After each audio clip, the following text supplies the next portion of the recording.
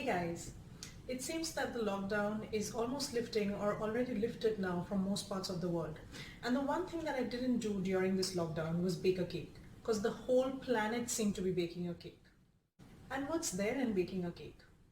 But here's my take on it. What I'm going to do instead is bake my breakfast bowl and call it a cake, if you allow me to say so.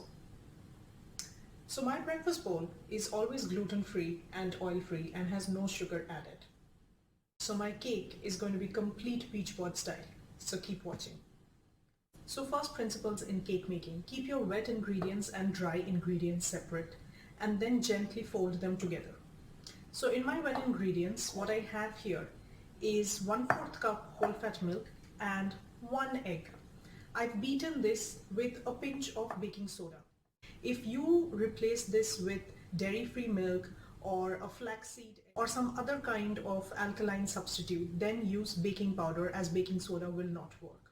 This is my basic wet ingredient, to which I will add 1 whole grated carrot. Did you get what I'm making? I'm making a carrot cake, or which I could have also made as an overnight oats bowl with carrot. So carrots are going to give my cake some sweetness as well. And the other sweetener, which is also going to act as an oil replacement, is unsweetened applesauce. This is just pure pureed apple that you can make at home as well, or use mashed bananas, whatever you have at hand. So these are all natural sweeteners that are going to add sweetness and flavor to my cake. Just mix this well. Because I have 1 egg only, all that I need for a little bit of flavoring to mask any smell of the egg is a bit of cinnamon and cardamom. You can add nutmeg powder also, that goes very well in this recipe. So see, I don't even need vanilla essence. So if you are out of ingredients in your house, this is perfect. My dry ingredient is gluten-free flour. What I have here is a mix of amaranth flour and rolled oats. You can use any other gluten-free flour as you feel like. And if you mix a little bit of oats, it adds a little texture to your cake.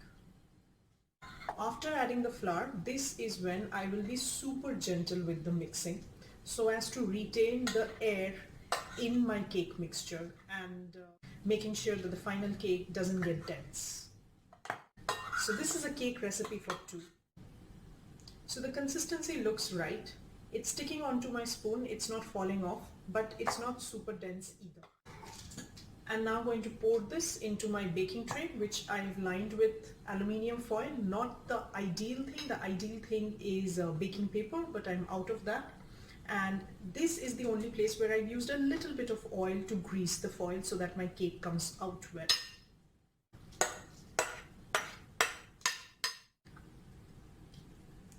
And just like cookie batter, you can just have this by itself.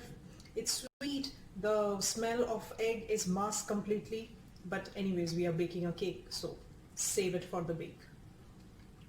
And once you've poured it in this baking pan, just tap this a bit on the counter so that any air bubble escapes. And in this will go into your preheated oven for about 45 minutes or so. Alright, so I'm finally sitting down for breakfast, and today, to stop myself from devouring the cake as soon as it was made, I adopted a strategy. So I baked this cake for 50 minutes, I gave it a standing time in the oven for 10 minutes and then took it out and let it cool for an hour. So in this total 2 hours, I finished my workout, I took my shower, and now sitting down for that breakfast.